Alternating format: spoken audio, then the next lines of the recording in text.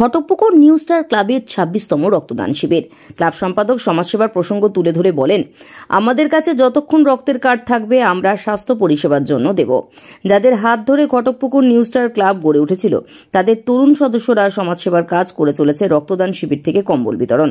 26তম রক্তদান শিবির আয়োজন ঘটকপুকুর স্কুল মাঠে সেন্ট্রাল ব্লাড ব্যাংকের সহযোগিতায়। সকাল থেকে রক্তদাতারা রক্তদান শিবিরে আসতে শুরু করে রক্তদান করার জন্য। ক্লাব সম্পাদক ইয়াকুব মোল্লা বলেন, সমাজসেবার মধ্যে দিয়ে আমরা মানুষের পাশে দাঁড়িয়েছি স্বাস্থ্য পরিষেবা দিতে রক্তদান শিবির দিয়ে। যতক্ষণ পর্যন্ত আমাদের কাছে রক্তের কার্ড থাকে আমরা রক্তের কার্ড দিয়ে থাকি, স্বাস্থ্য পরিষেবা ঠিক মতন পায় সেদিকটা ভেবে। ক্লাবের এক সিনিয়র সদস্য ক্লাবের সদস্যদের রক্তদান করে শিবির দিয়ে সমাজসেবার কাজ করা দেখে সাধুবাদ জানায়। আমরা ব্যবসায়ী না, আমরা হলো সমাজসেবার করার জন্যই এখানে করছি। আর 26 বছর করছি। রক্ত ক্যাম্প হওয়ার পরে আমাদের ক্লাবের পক্ষ থেকে রক্তের কার্ড যতক্ষণ থাকে ততক্ষণ আমরা তাদেরকে দিয়ে দিই।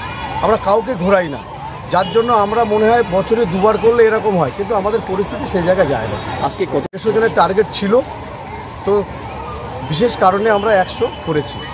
আপনার নাম পরিচয়? আমার নাম হলো ইয়াকুব সর্দার, পরিচয় হলো ঘটকপুর নিউ স্টার ক্লাবের সম্পাদক। 90 সাল থেকে রক্তদান শিবির আমাদের ঘটকপুর নিউ স্টার ক্লাবের পরিচালনায় এবং রফিকুল ভাইয়ের হাত ধরে লোককে আমাদের হাতে খড়ি দিয়ে প্রথম রক্তদান শিবির চালু করেছিল এবং সেই হিসাবে এখনও এই 25 পার করে এবারে 26-এ পা দিল।